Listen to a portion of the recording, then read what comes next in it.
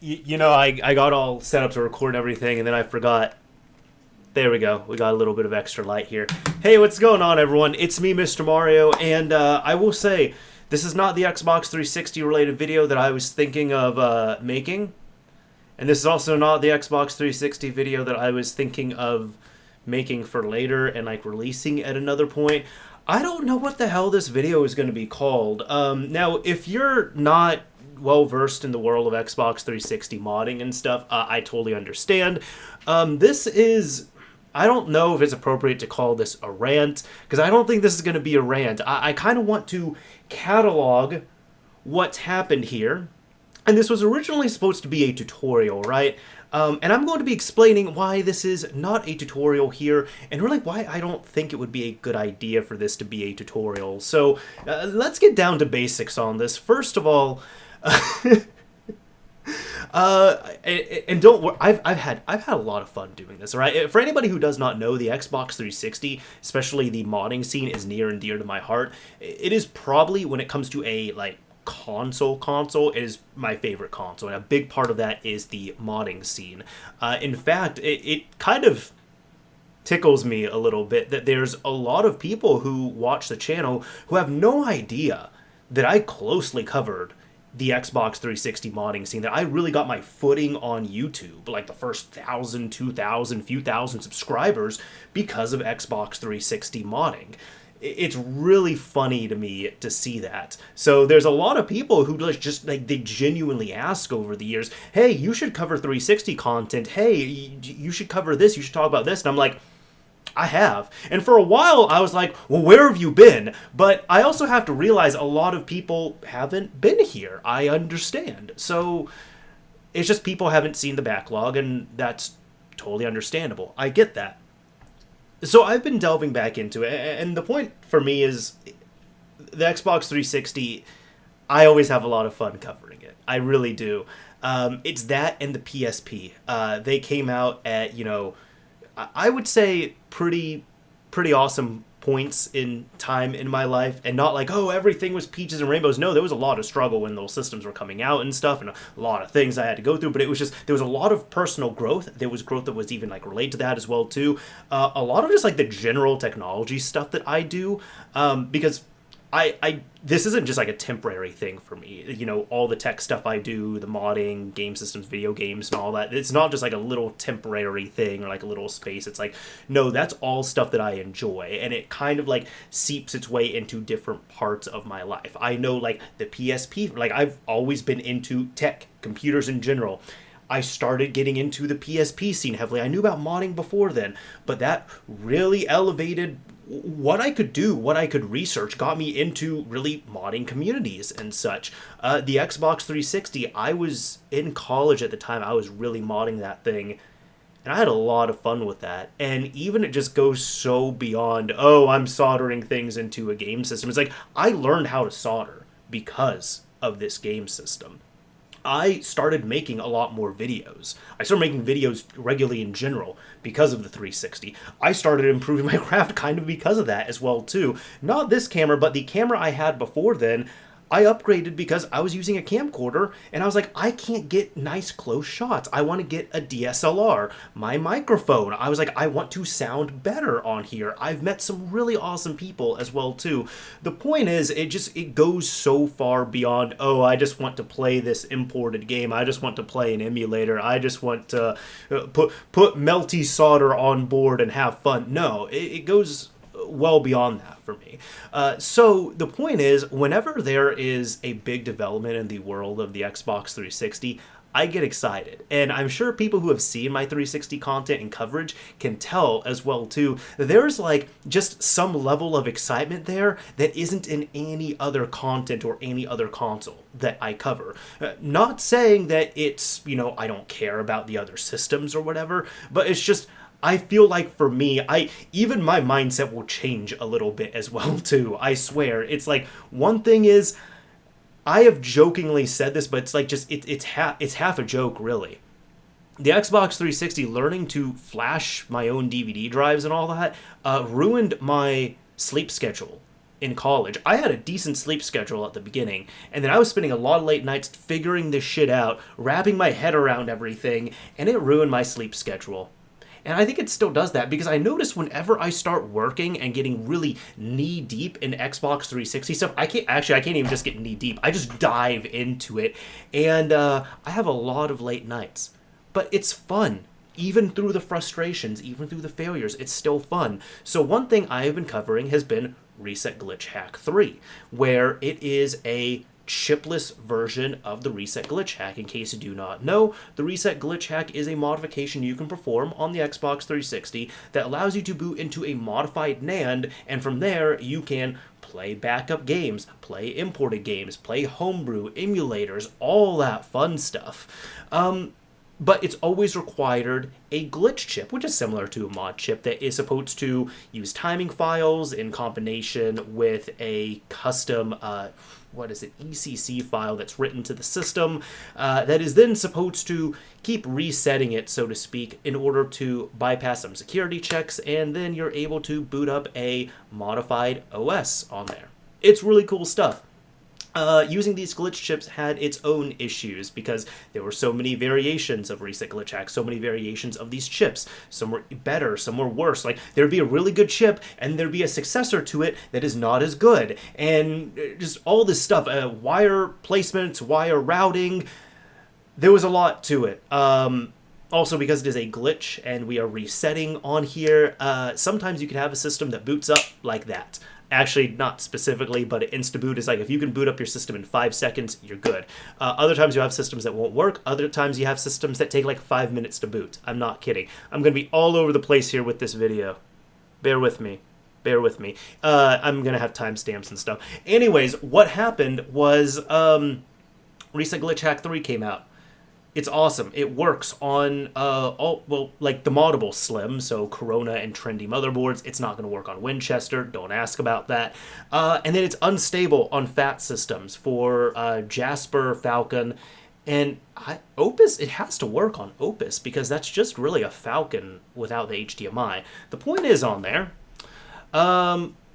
it's awesome, because we don't have to worry about glitch chips for a whole lot of systems. And, you know, people have been preferring Slims just because they're smaller, they're quieter, they're more space efficient, they're more power efficient. They also have Wi-Fi on them as well, too, so I get why people would want a slim console. So I have never really tackled Corona Xbox 360s up until this point. I have looked into them multiple times, but I've always, like, when I'm buying one, I'm always kind of gunning after, like, if it's a slim, trying to gun after a trendy model. But I was like, you know what? I finally want to get into, like, tackle the Corona. I know it is a little bit more annoying than the standard trendy install, where it's like a trendy motherboard, like, you're installing Reset Glitch Hack on there. It's like, it's pie. Man, it's beautiful. It's rock solid. It works. It's great. With the Corona systems, there is different things that you have to do. Like, let me see here. So I actually have one right here, and you can't really see like all of it, but that's because it's covered up here, of course. So you see this little like white board right there? That is a post-fix adapter, because there is a point that you have to solder to for Reset Glitch Hack called post. Now, in the Corona motherboard, they got smart about it. They, as in Microsoft, and they didn't disable post, but they hid it. It is at this point, it is a point that you have to hit underneath the XC GPU. So what this adapter does is it literally has a little tiny needle that you then slot on top, like, of the XC GPU, and it is just poking the post point in there. And then it has, like, little breakout pads right here, essentially, so then your post is, it's not restored, but it's easily accessible, I guess you can say. So you just solder to one of those, and there you go. You got posts. Like, it's just the stuff that the 360 scene came up with is just absolutely genius. Like, I can just talk about this all day, and sometimes I do. Point is on all of this.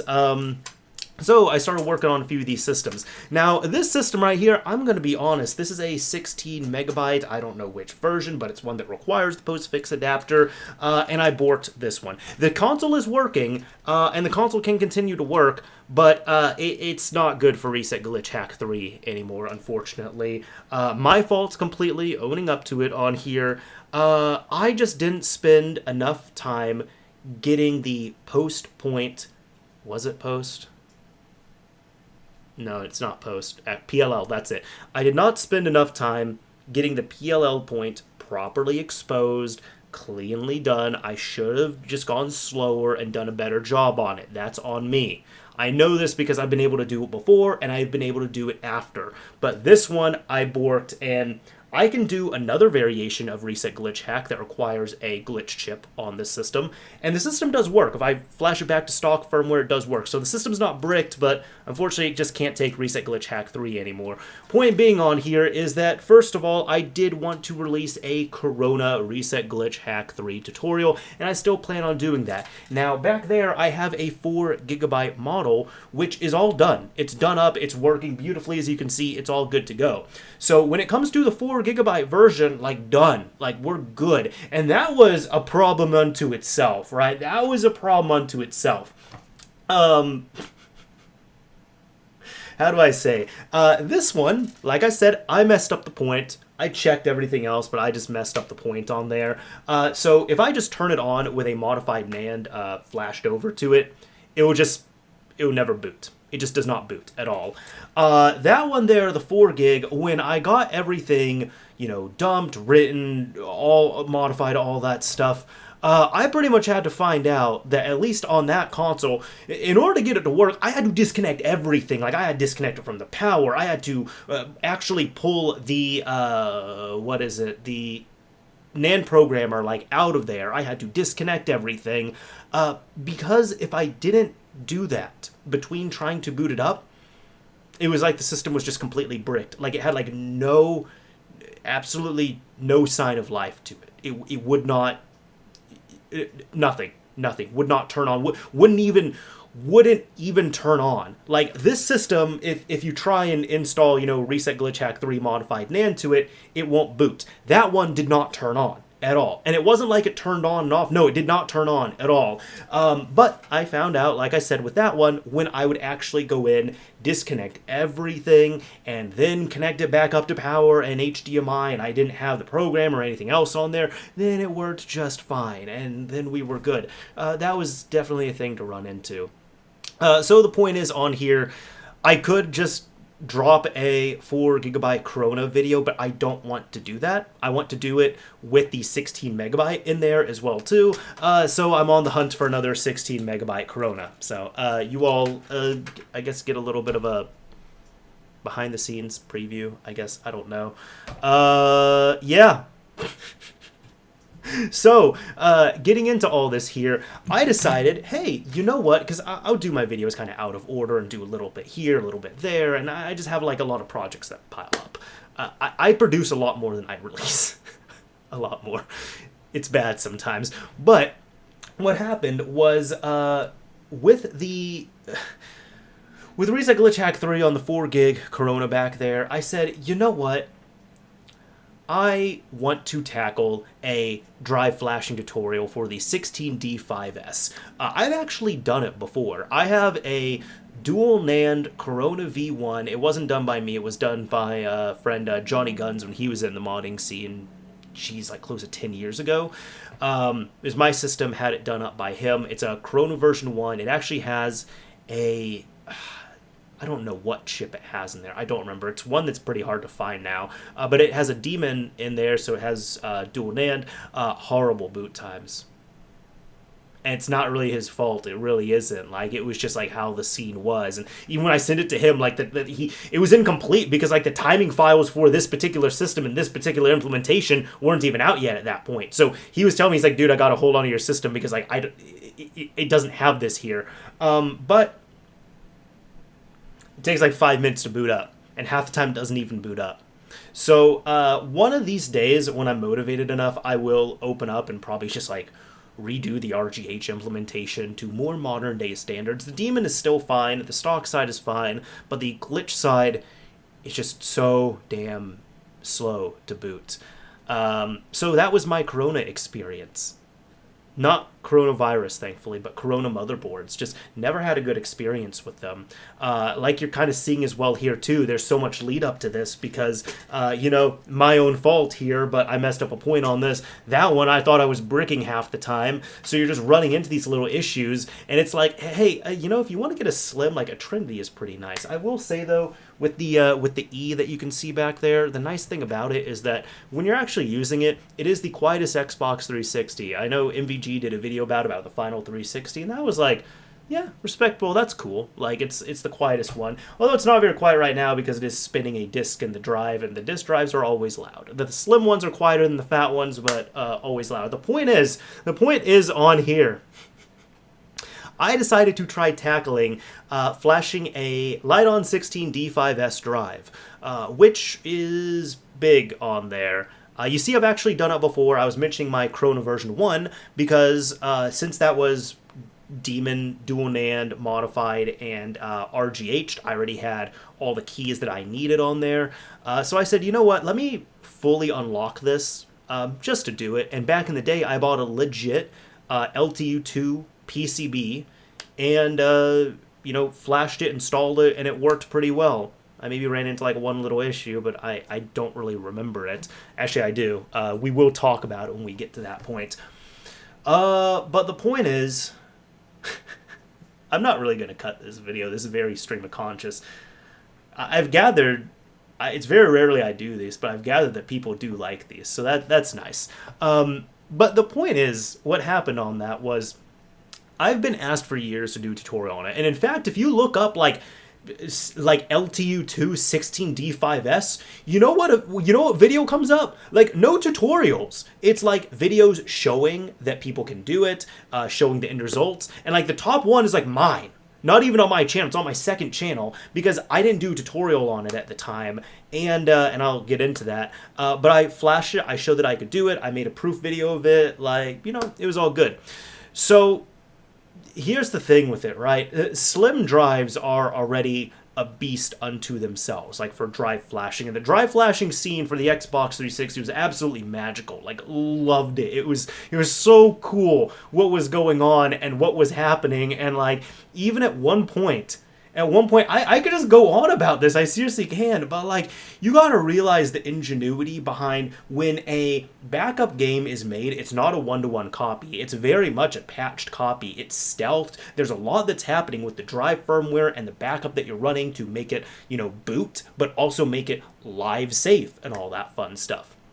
At one point, though, when there was like newer anti-piracy checks that were there, typically, there was like a challenge table that would be updated with every single console update. So it's like pretty much if you had a game that was on this list that had these extra checks, you had to repatch and reburn that game per update. And like one of the craziest things was that Microsoft pretty much made a dynamic table, and it was a silent update. And you knew when it happened back in the day, because all of a sudden people were just like, hey, I got onto Xbox Live, and there wasn't an update or anything, but now like half my backup games don't work. And that's because what they did with this silent update was, if you had a 360, and it wasn't just modded ones, it was all 360s, it applied to all of them. If you took it onto Xbox Live, you ended up getting this random challenge update.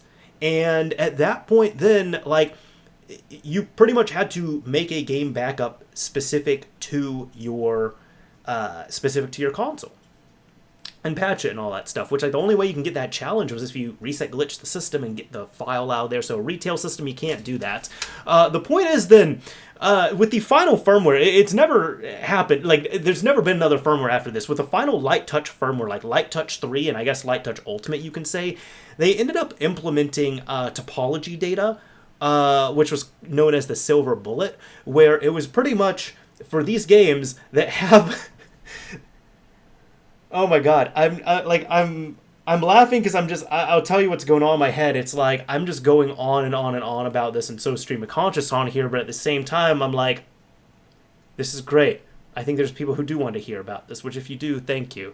That's awesome. But what happened there was the topology data essentially became a silver bullet, and it was designed so that it could defeat it could match the response to any challenge that was put out. And at that point it was a wrap. Like that's why like Xbox 360 DVD drive firmwares haven't been updated for like 10 years at this point, the custom firmwares, because like it's done.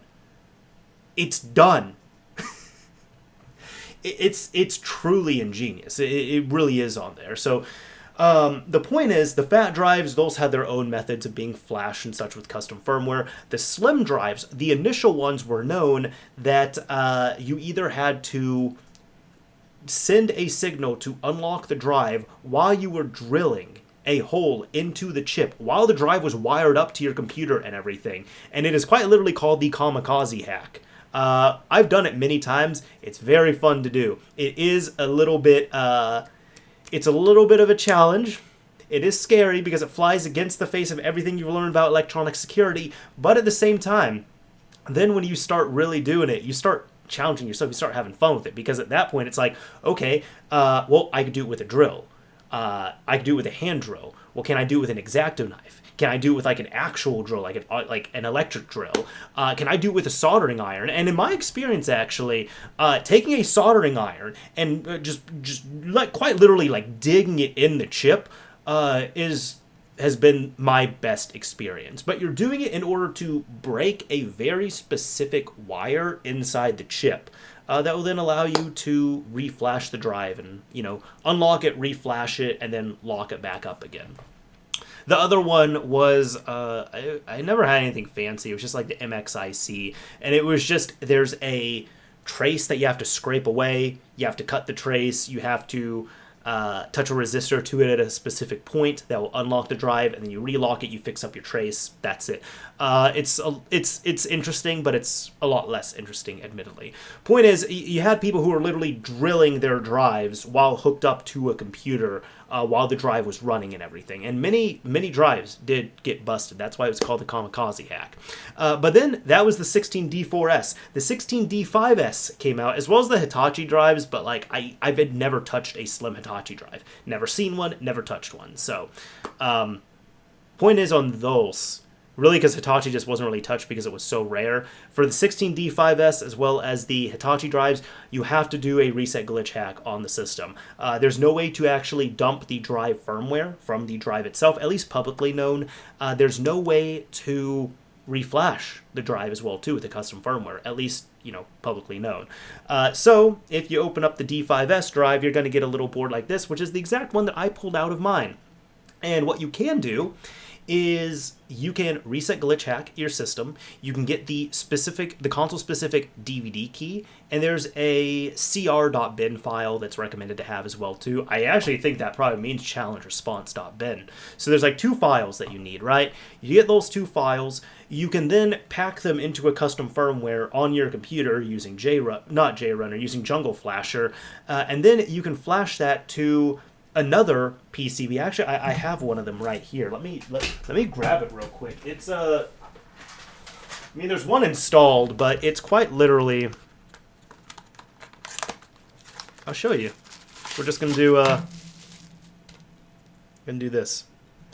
So here's like an official one that you would, you can't modify this or anything. I pulled this out of a working drive, and this is one that you would install. This is a modified one. It's one that's already unlocked. It's supposed to, I guess it could take many different firmwares, but it's designed to take the Light Touch Ultimate 2 firmware.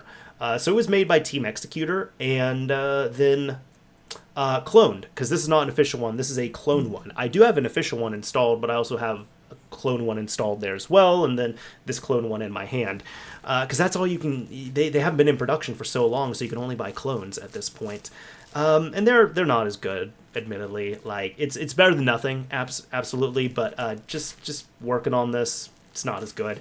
I think it even has like some functionality issues. Like, I mean, it plays games, like it plays games just fine, but I think it's something like it doesn't play audio CDs. and it's like it's only the clones. It's not the official ones. That's what I know. That's what I've heard of at least.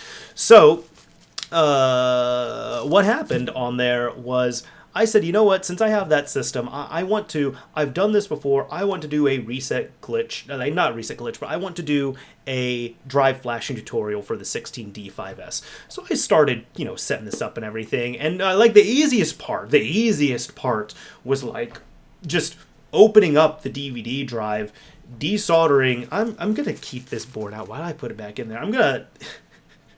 It's desoldering this board right here from the DVD drive, soldering in this board right here, which I was proud of the job that I did. So it's popping this one in, and then at that point, because the system has already been reset glitch hacked, then I had the NANDs. I had them decrypted. I was able to dump them to get the files that I needed, which was the 2 files I talked about. Then you open up Jungle Flasher. You have to drop your LTU2 firmware in there, which doesn't have a key, so you have to inject your 2 files into it. You save that, and it's this is where I start saying, and we're kind of getting into the title here that I'm probably going to title it, that flashing one of these drives is a lost art. It's a lost art, I swear. In 2022 and beyond, and there's probably people at this point who are asking, dude, get to the point, and 2, why are you flashing a DVD drive for 360 in 2022? We have reset glitch hack. 1, because I can, and 2, because it's fun. Like, I could get sappy with it and be like, oh, I did it for you all. Or even, I guess some YouTubers could be like, oh, you can get, like, ad revenue and stuff off of it. Which is like, yeah, my channel is monetized. It's partnered on here. But honestly, the reason why I did it was I kind of just wanted to get a notch in my belt for content that I can cover on the 360 and like a 16D5S tutorial. And I know how to flash these. I've done it before. There's drives that I can flash in my sleep. So let's make a video on this. I did it because I wanted to, and it turned into so much more. Because this is not going to be the tutorial here, mind you. And I don't even think there's going to be one that's going to come out. I have a bunch of footage and stuff, but the point is, if you're wanting to know how to flash one of these, I'm pretty much gonna give you the information on how to do it, but I'm also going to tell you how challenging it is and why you probably shouldn't do it. Because of course you can play these games, like once you have reset glitch hack, you can play games off of a USB drive, off the internal drive, whatever it is. So what happened was, getting Jungle Flasher up and running is its own beast as well, too, on, modern Windows. Any Windows past, like, Windows XP, I think. Yeah. There's driver signature enforcement, where if a driver is not digitally signed and certified by Microsoft, where you can't install it unless you disable driver signature enforcement, where you have to go in and you have to reboot your PC in a certain way to have those checks disabled. Then you could use the 360, I guess, as a power source and everything, but you got to get it plugged into your computer somehow. So you can take a SATA cable like this and plug it into the back of the DVD drive, and then plug this internally in your PC and use the SATA 0 port. But when it comes to slim drives, I don't even recommend doing that. And on the 16D5S, I don't know how you could do it. So really, it's just the easiest way to do it is get one of these, which is, an X360 USB Pro. You can get a version 1 or version 2. Oh, wait, you probably can't because they haven't been in production for so long. And if you do find one, which you can find them, they're very expensive at this point. I have a few of them because, like, I've been able to, I bought them over the years. I bought them when they were in production. Even then, they weren't cheap. Like, I think the version 2 retailed for like 70, 80, 90 bucks, something like this. It was like close to $100 for this device. And a lot of people didn't want to get this thing, but I got it because I was pretty much, if you were flashing with a laptop, you had to get one of these. If you had a chipset on a desktop that wasn't very compatible, like I ran into that issue as well too, then you should probably get one of these. It made your life a lot easier, but even now it's difficult because the drivers for these are not digitally signed, and there hasn't been any update to them either. So, first of all, you have to go and disable driver signature enforcement on your OS. Then you have to install the drivers for this. Then This is why I say just don't plug it directly into your computer. You kind of have to get one of these, but it's so expensive and so hard to get one of these at this point. Where it's like that's why I don't really recommend this now. You have to of course find Jungle Flasher, which is you can find it online. You have to find Jungle Flasher. Have to make sure you have the firmware files. You have to make sure you put the files wherever they're supposed to go and all that fun stuff. Make sure you boot it with, again, driver signature disabled. Make sure you have the drivers installed on the X360 USB Pro, because I do not recommend hooking it up to your computer directly internally. I just don't recommend it for this guy. Then I found out that you have to update to the latest firmware on these, because the final firmware, which is version like 0.20.1, is the one that will allow you to flash the 16D5S boards. So I didn't know that, and this one's kind of like scuffed up and everything. So I check this out. I actually have two of them. This is the one that I did buy like myself back in the day as a broke college kid. But yeah, this is mine, like in nice condition, everything. I actually prefer the version 1. I don't really use the version 2 all too much, although I'm actually not sure my version 1 is right now. So I've been using the version 2, and I actually found out, thankfully by using this one here, that mine has always had some little issues. It's never worked right. And this one here that's super scuffed up works perfectly. Like this one will just have issues like ejecting the DVD drive and all that fun stuff. So I was already having a rat's nest of issues with this long before. The point is, I found out that these have their own firmware, so you have to update the firmware on them. There is a hex file that you download. Then you have to use a firmware-like application to flash and update the firmware on this. I couldn't get it to work. I have the application. I found it after long enough. It's called, what the hell is it called? It's called X360, no, not that. X360 USB Pro Update Tool. That's what it's called. So if you can find the latest one, cool. But even so, it has instructions. It has instructions on how to set your device to update, right? It has these instructions on how to do it. They're wrong. They're incorrect. At the top here, there's a switch. And if you want this to operate normally, you have to have the switch to the left, right? It has to be in the left-hand position. If you put it in the right, that pretty much puts it into bootloader mode. The instructions on the tool say that you need to switch it to the left and then hit the reset button, and that's supposed to then put it into bootloader mode, and then you load the firmware, and when you start flashing it, you have to slide it back to the right, and then it works. The problem is the direction there, like literally the direction left and right, is quite opposite. Like moving it in the right is bootloader mode. Left is normal operation, so that doesn't make sense. So even like the instructions on there are wrong on the tool itself, like the official tool. So the way I found it was like I found an old YouTube video from like 2013 that explained how to do it. Awesome. All right, cool. So we're finding this information there. I couldn't get this thing to update, so it's still on version like 0.18. So that was pretty much at the point where I was like, dude, I can't make a tutorial on this.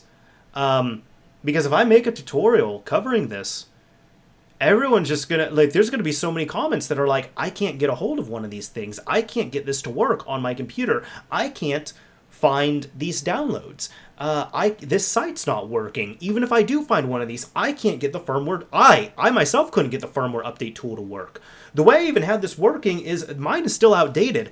My friend, like this is a while ago, years ago, I bought a bunch of, modding tools and stuff off him. Johnny Guns, when he was deciding like he didn't really want to do this anymore. I bought like a bag or two of like old stuff that he had, and this is his old X360 USB Pro. So he updated his to the latest firmware. So that's why I ended up swapping it out, like in the middle of doing all of this, because at that point I was like, I just kind of want to do like a rant video in a way. Like I want to do a video like this, and I'm just going to roll with it, I guess. I almost gave up as well too, because I couldn't get this thing. I couldn't get the drive to flash. And I was like, no, I want like I want to get it to work, right? But the instructions were all over the place. Like, first of all, you have the Jungle Flasher directions, like a great PDF, mind you. But it says on, I think I have it pulled up. Hold on, I'm even gonna read off of this thing. Yeah, it says there. Well, like, okay, I know I'm all over the place. First of all, Newbert, shout out to Newbert, or I think on here he's known as like Modding Every Day or something. He's got a long-standing tutorial over on Seven Sins, which I know a lot of people have used. I haven't used before until now for this, but it was just like, it's been so long since I've done one of these that I was, looking up these resources, pulling everything together, and his tutorial says that you're supposed to go in and you're supposed to select FAT when you're flashing this drive, even though this is a slim, and technically it should be a slim too, but you need to select FAT, and then you need to select intro, and then you need to restart it real quick, which I know how to do that. I could not get this drive into vendor mode at all. Like, with the unlocked board, of course, I couldn't get it into vendor mode. Vendor mode allows you to do all these special development commands and have just full backdoor access to the drive, right? That's what vendor mode is. So I do that. I'm not getting anywhere with it. So I look at the official Jungle Flasher documentation from Team Jungle. And I'm reading it there. It says you will need to burn a 0800 disc to a dual-layer DVD ready for the next stage. Now, I was thinking, okay, is this like an XGD3 backup or something? No, they meant the Activate ISO disc. Which, if you don't know, this is actually before my time, before I got into 360 modding. It was pretty much like when this was still like all like iExtreme, like it was like iExtreme 1.6 specifically, and people had to worry about like waves on their disc, like wave 1, 2, 3, 4, 7, whatever it was. Security stuff on there, on disk backups and stuff. You would have to update your drive firmware to accompany these newer wave games, but if you were lazy and didn't want to do it, and if you just wanted to stay on offline, you could burn this Activate ISO, which was called Activate.iso. You burn it onto a dual layer disk, and what you're supposed to do is you pop it into your Xbox 360, you close the drive, you wait, I don't know, a few seconds, and then you pop it out.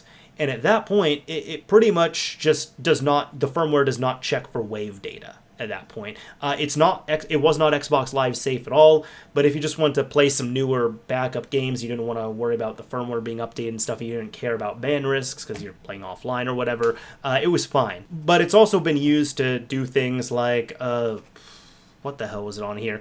I think for like some drive flashing, like Samsung drives, that was it, like Samsung FAT DVD drives that were flashed with iExtreme, you had to like put the I've only done it once, but you had to like put like the Activate ISO disc in there, and then you had to, I don't know, it was weird, you had to like put it in there, and then you had to like eject it and like turn off the drive or something, and then turn it on with the tray half open. Like, it was this weird thing. It's an important disc that I don't really have full understanding of because it was really before my time in the modding scene. So I knew what 800 mode was. That was for ripping drive, like turning your drive essentially into like a disc ripping drive where you can like hook it up to a computer normally and you can rip your games and all that stuff. So I was just like so confused by this, right? But I looked it up. I had to find a link for Activate ISO. I had to burn an Activate ISO, and guess what? I didn't even have to do this. So I'm gonna throw it because I didn't need it. Even though it says on there, it's like you have to burn the disk, you have to update this to version 20, you then have to power on the drive, put the Activate ISO disk in there for 10 or 15 seconds, and then you have to hit like the intro on there. And it's supposed to intro you. It never did it. I still couldn't get this thing.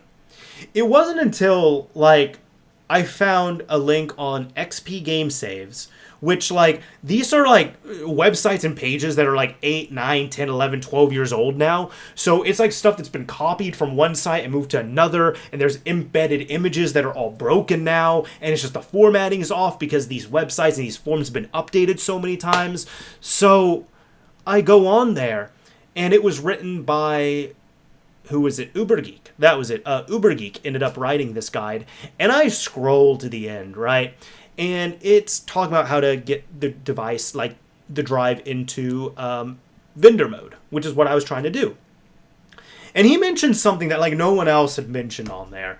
First of all, he said that you are supposed to pretty much turn off the drive, you select FAT, and then you hit intro device ID. And when it's sending the command, you then turn on the drive. And when you turn on the drive, when it's sending the command, then it will get you in there. But there's also like a vendor mode button that you have to press. And I actually remember that. This is not for the clone ones, but on the legitimate LTU2 boards, there was a vendor mode button that you could solder to the PCB itself. And then you were supposed to put it behind the DVD drive when it was all closed up. And I remember that. I remember that specifically. I've only done this once, but I remember I kept trying to get that button to work, and it didn't work. But I remember I was able to bypass that somehow. And I don't ever remember burning and using an Activate ISO for this. So I was like so confused on this. And then I said, you know what, let me try this as well too. Because I'm like, at this point, screw the tutorial. I'm not doing the tutorial anymore. You know, again, I've already soldered this in. I've gone into driver signature enforcement. I've disabled that. I didn't update this, but I was using an updated device here. Had the drivers installed. Was able to get the keys and the challenge response file that I needed. I built the custom firmware. I could not get this drive into vendor mode though. And then I was finally able to. And I was finally able to, and I just freaked out when it happened. The way I had to do it. And I guess it's more on these clone ones, because the clone ones, they simply do not work as nicely as the official ones from Team Executor. But it's better than nothing, because this is the only option at this point, unfortunately. They just haven't been in production for so long. So what happened was, I found out it's like I have pretty much two power sources, right? It's like I'll show you how it kind of goes. It's like I had the DVD drive itself. So I guess like the DVD drive itself hooked up, right? Like it's hooked up here. How does this go in? How does this go in? There we go. Okay. DVD drive itself, right? Hooked up to the 360 USB Pro. We're just gonna be like daisy chaining this, I guess. Okay. So we have this hooked up to this. But then this needs power as well, too, for the drive. So then I have this thing here, which is my IDE SATA adapter to USB adapter. So I had like pretty much, you supply power to this because it's hooked up to a wall outlet. So it's like wall to power adapter to 360 USB Pro to drive. And the 360 USB Pro itself also has its own drive power switch on there. So pretty much what I had to do was I had to supply power to the drive, like externally, I guess you can say. And then internally, I had to keep this off. Like the 360 USB Pro, I had to keep the drive off on the Pro itself. And then I had to select FAT, even though that makes no sense. It makes no goddamn sense. I also tried the light on erase method, which usually works for like bricked FAT drives. Did not work for this, by the way. Did not work at all. So I had to select FAT, I had to do intro, and then start sending the intro command. And at that point, I had to then turn on the, I had to pretty much then, from here, turn it on and supply power to the drive internally. And that worked. And even if it didn't work, I would turn it on, and then after a few seconds, I would do off on. And it worked. Like, I finally got into vendor mode. But it's just, so even with this, it's like, again, still the reason why I don't really want to cover this in a tutorial is because it's kind of at the point where it's like you have to have one of these. I have to recommend this. Like, I have, if you're going to flash one of these boards, you really have to do it with a 360 USB Pro. I don't trust that the software for this is going to work properly on modern computers. So even if you get a hold of one of these really expensive and hard to find things now at this point, like, you might not be able to actually use it. You might not be able to update the firmware on it. You might not be able to get into vendor mode either. Like, you might not be able to do this stuff. And it's not a slight to you. It's just, this is it's hard to find. That's what I'm saying. It's a lost art at this point, because I had to go through I had to go through not one big guide, not two big guides, because the second one was like, like a big official guide. I had to go through a third one because they all had differing information. And I'm not even like shaming anyone here. I'm kind of restating how that is. It's just one of them was saying, hey, this is all you have to do. Another one said, hey, this is what you have to do, but you have to involve a switch and you have to, do a power thing, which the switch you don't have to do, but the power thing you have to. Another one said you have to burn a disc, which you don't have to burn a disc. I've never had to burn a disc for this. I've like for the Slims, never had to do that. Oh my God, this has gone on so much longer than I thought. I apologize for that. I hope people are entertained by this in a way.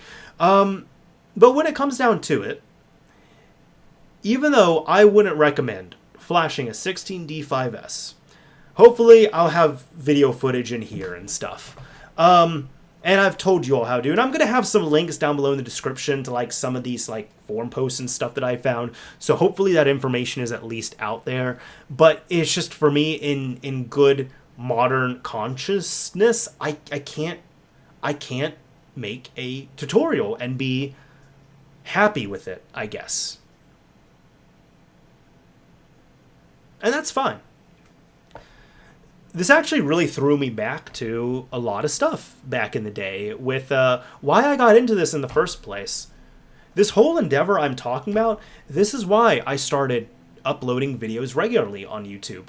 Summer of 2011, I got a flashed Xbox 360 from a coworker who's now one of my best friends at this point.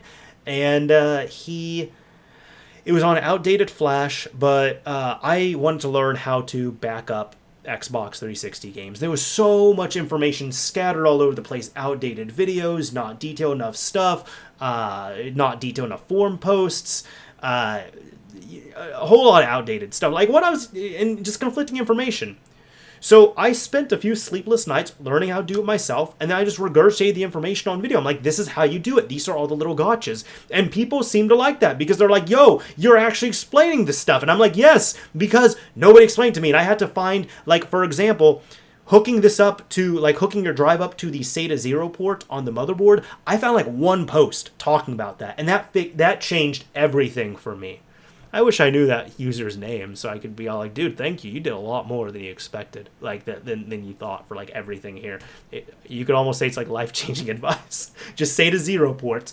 And then on all of this here, it brought me back to that time. I guess that's what I'm saying. It brought me back to a nice time where I was fascinated with what was going on the 360, trying to figure out this stuff, trying to learn it, being frustrated and intrigued all at once because like this stuff is not working, but why isn't it working? Why are 3 different people saying 3 different things? Which is the true thing? And it ends up being like a combination of all 3. So then I'm like the 4th person there saying like, you don't need this, you don't need this, you need to do this, but it might not work, so you need to do this other thing. This is why I got into it. This is why I did the YouTube thing. I never expected, a whole bunch of viewers on it, but it was just a thing of, hey, I want this correct information out there.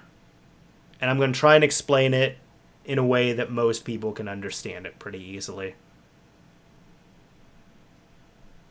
And it's been nice revisiting that. Like, it's been cool.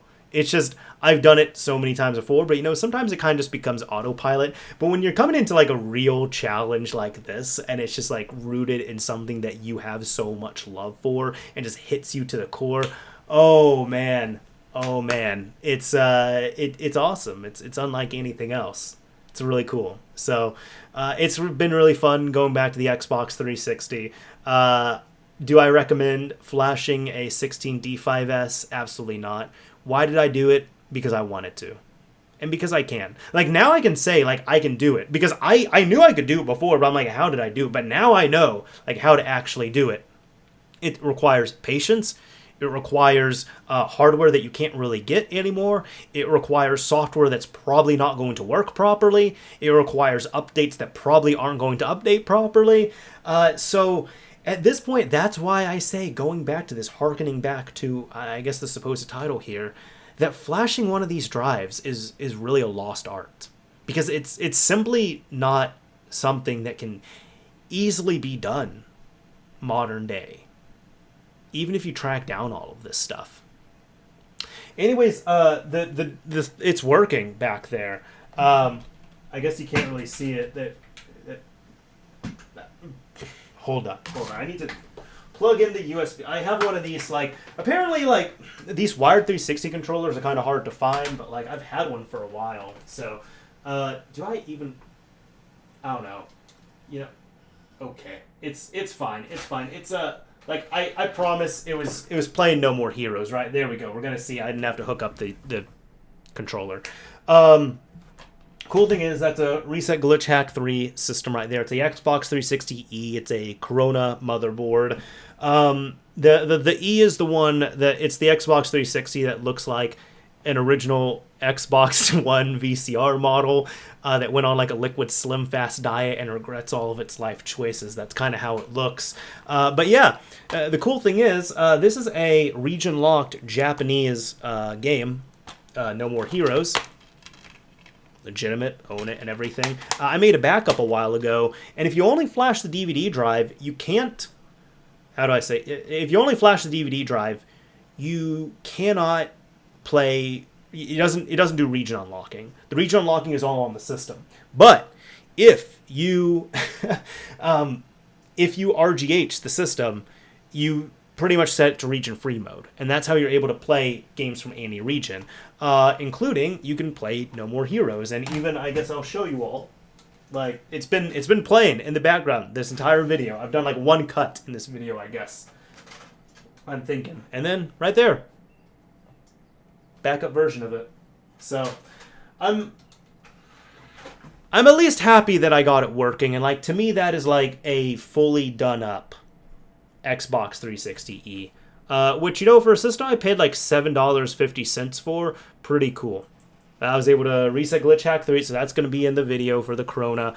I'm going to have footage of, you know, putting in the board and stuff for this, and yeah. So I'm happy that I can at least do it. I'm happy of that. Is there a point? What is the, I guess the last thing here, what is the point in flashing a drive at this point? Really, it's just so you can... The biggest thing is if you want to have a stock retail NAND to go online safely, you don't need a stealth server or anything, but you want to play, like, you know, disk backups of games if you're going to back them up, burn them, and all that fun stuff. That's the big benefit behind it. But that's why with these systems, you have to RGH them, so it's like, it used to be such an expensive thing for the 16D5S, and that's why I really didn't do it, because it's like, well, I mean, if you RGH it, you can just, like, play the game off of the USB drive, or you can just, you know, load the disc onto the drive itself, whatever it is, that's fine. You don't have to mess around with all that, because then you region free it. So really the only benefit is, like, well, you know, if you want to go online safely with it, it's like if you want to play your disc-based backups on a dual NAND system, or if you really want to go through all the effort of doing a reset glitch hack to get the files that you need, flashing them to the DVD drive, and then reverting the RGH, so you go back to a stock system, but you have a modded drive right there. I guess there were a lot of mod shops that did that, but even so, original, like, not original, but Xbox Live on the 360, it's so old now, and I guess so sparse, there's like nothing really on there to the point where it's like, I don't really know many people who would want to just have a completely retail 360 online. Although I do, because I'm a weirdo and I love the 360, but it's technically dual NAND, so it's like I have like the RGH side and the retail side, and occasionally I go onto the retail side, just, you know, to have a stock experience, whatever it is. So I went on for a while. I'm sorry. Oh my god, I'm so tired. I didn't sleep that much. I'm very wired. Yeah, I'm really wired. And the only thing I've just had like caffeine. I actually haven't had that much food. I should probably have food again. But all this RGH stuff, because I was also figuring out the RGH, why it wasn't working, it kept me up at night, kind of, but like in a good way, where it's like I was like so stimulated with all this and figuring it out that like I was awake for hours. It's like I tried to go to sleep and then I woke up again, and then I tried to go to sleep after a few hours, and I said at this point like I'm done, and then I didn't really sleep that much because then I was like thinking about this, and it's just, I guess that's kind of like my problem solving side of my brain, where it just doesn't turn off. But it's just because it's like I've had so much fun with this. To me, this has not been a waste of time because I had a lot of fun with it. So, what am I gonna do with this thing? This 360. I don't even like the 360e. I don't like how it looks. I'll give it to Lily. Lily, you want an Xbox? Hi, come here, come here, come here. Lily, come here. Lily, come here. I'm gonna show if to anybody who's made it to the end. You're gonna see my dog. Lily, come here. Lily, come here. No, that's not food. She like sticker for the thing. Hi, how's it go? Lily.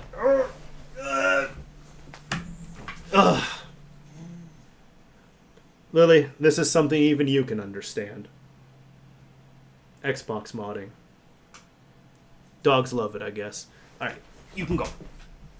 Anyways, this is Mr. Mario signing off. Thank you all for watching, everyone. If you enjoyed this video, like would absolutely be appreciated. If you didn't like it, a dislike is fine as well, too. I thought this was going to be like a 20-minute video. I didn't know this was going to be an hour. What am I going to call this?